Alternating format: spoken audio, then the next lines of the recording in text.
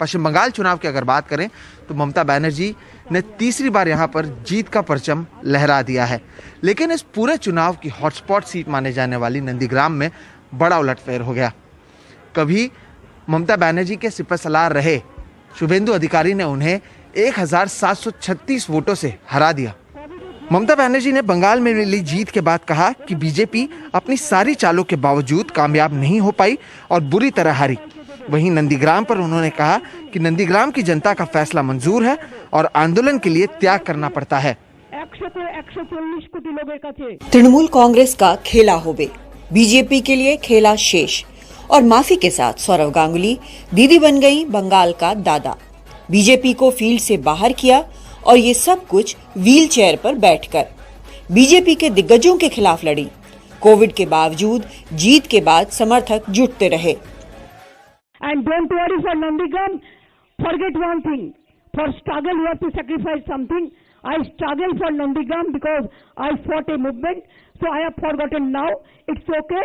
Let the Nandigram people, whatever they have given the verdict, I accept that. I don't mind for that because it's a match. It is nothing. So we won more than 2-1 seat. That is a landslide victory. And BJP has lost the election. Nandigram के नतीजे पर रात तक suspense बना रहा, लेकिन आखिरकार ममता बनर्जी हार गईं।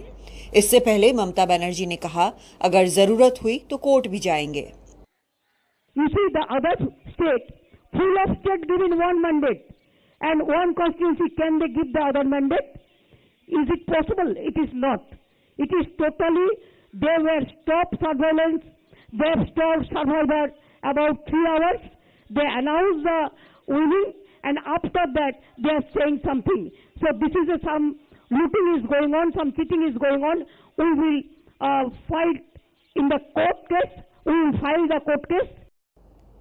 प्रधानमंत्री ने ट्वीट कर ममता बनर्जी को जीत पर बधाई दी और केंद्र से हर संभव मदद का भरोसा दिया।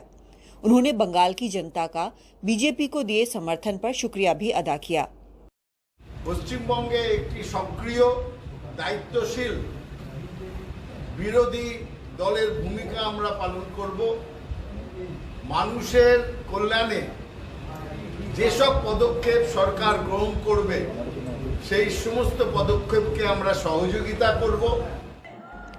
बीजेपी ने बंगाल में सब कुछ दांव पर लगा दिया था। बाकी नेताओं की रैलियों और रोड शो छोड़ भी दें तो खुद प्रधानमंत्री और गृह मंत्री ने भी कई रैलियां की। बीजेपी बंगाल जीतना चाहती थी और निशाने पर ममता बनर्जी और उनकी पार्टी रही। दीदी दीदी दीदी। इस जीत के साथ ममता बनर्जी बीजेपी के खिलाफ विपक्ष की आवाज बनकर उभरी हैं। अब कांग्रेस और लेफ्ट दलों को भी सोचना पड़ेगा। 66 साल की स्ट्रीट फाइटर के सामने अभी सबसे बड़ी चुनौती कोरोना से निपटना है और उसके बाद उनकी नजर दिल्ली पर हो सकती है।